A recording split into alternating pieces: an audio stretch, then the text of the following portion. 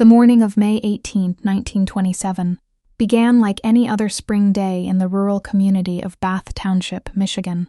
Birds chirped over the budding crops, and the sun cast a golden glow over the freshly painted walls of the Bath Consolidated School. Inside, children laughed and shuffled their feet, eager for the upcoming summer break. But beneath the floorboards and tucked into the rafters, a silent, mechanical heartbeat was ticking away. A man the community trusted, a man who fixed their lights and managed their books, had spent months turning their sanctuary into a tomb. This is the story of the day. The heart of a town was ripped out by a neighbor they thought they knew. Before we go any further into this dark chapter of history, remember to comment, like, share, and subscribe so you don't miss future episodes of the Calendar of Crime. Your support helps us keep these forgotten stories alive and ensures you're always notified when a new date in history is revealed. Now, let's return to the quiet morning that was about to be shattered. Andrew Kehoe was not a stranger. He was the school board treasurer, a talented electrician, and a man known for his meticulous, if somewhat cold, nature. For months, he had been nursing a growing resentment over a foreclosure on his farm, and the taxes levied to pay for the very school he was now targeting. Under the guise of performing electrical repairs, Kehoe had spent weeks secretly hauling hundreds of pounds of pyrotol and dynamite into the school's basement. He wired the explosives with a complex and timing mechanism, transforming the building into a massive, delayed action bomb while the town slept, unaware of the malice festering in the man they called neighbor. The first sign of the horror to come didn't happen at the school, but at the Kehoe farm. At approximately 8:45 a.m., a massive explosion rocked the Kehoe property. Neighbors looked on in shock as flames engulfed the house and barns. Kehoe had murdered his wife, Nellie, days earlier, placing her body in a wheelbarrow near the poultry house before rigging his entire livelihood to blow. As volunteer firemen rushed toward the smoke, Kehoe was already behind the wheel of his Ford sedan, filled with shrapnel and even more explosives, driving toward the school with a grim, final purpose. At 8:45 a.m., the same moment the farm ignited, the north wing of the Bath Consolidated School disintegrated. A thunderous roar echoed for miles as the floorboards heaved, and the roof collapsed onto the first and second grade classrooms.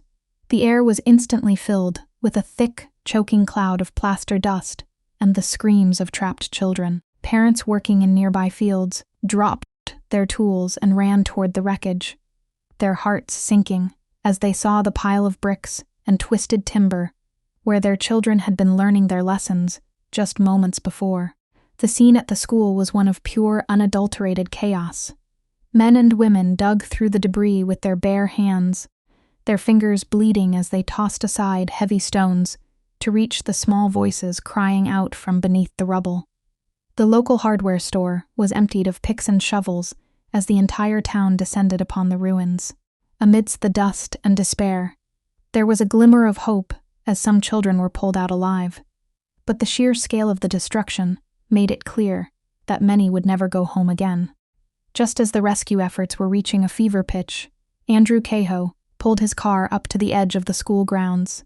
He beckoned the school superintendent, Emery Hike, over to his vehicle. Witnesses saw the two men exchange brief, heated words before Kehoe pulled a rifle and fired into the back seat of his car, which was packed with dynamite and scrap metal.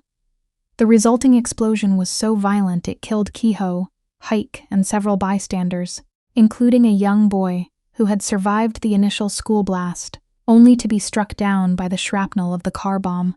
In the aftermath of the dual explosions, the true extent of Kehoe's calculated cruelty was revealed. When investigators entered the south wing of the school, which had miraculously failed to detonate, they found an additional 500 pounds of unexploded dynamite. Had Kehoe's entire plan succeeded, not a single person in the building would have survived. The basement was a spiderweb of wires and blasting caps, a testament to the months of planning that went into this act of domestic terrorism.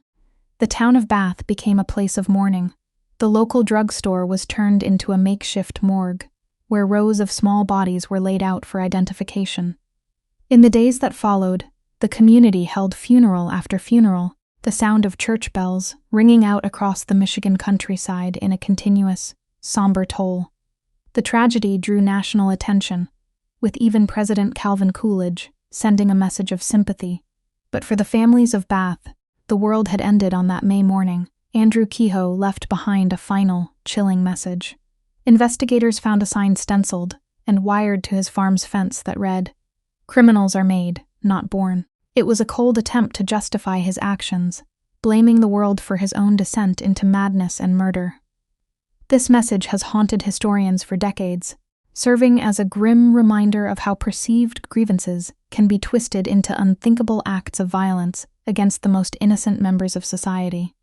Today, a simple memorial stands where the Bath Consolidated School once stood, a quiet park dedicated to the victims of the deadliest school attack in American history. While the name Andrew Kehoe is often omitted from the history books in favor of more modern tragedies, the scars on Bath Township remain. We remember the 38 children and 6 adults who lost their lives not just as statistics, but as a community that was forever changed by a single day in May. Thanks for watching. Please comment, share, like, and subscribe for future episodes from the Calendar of Crime.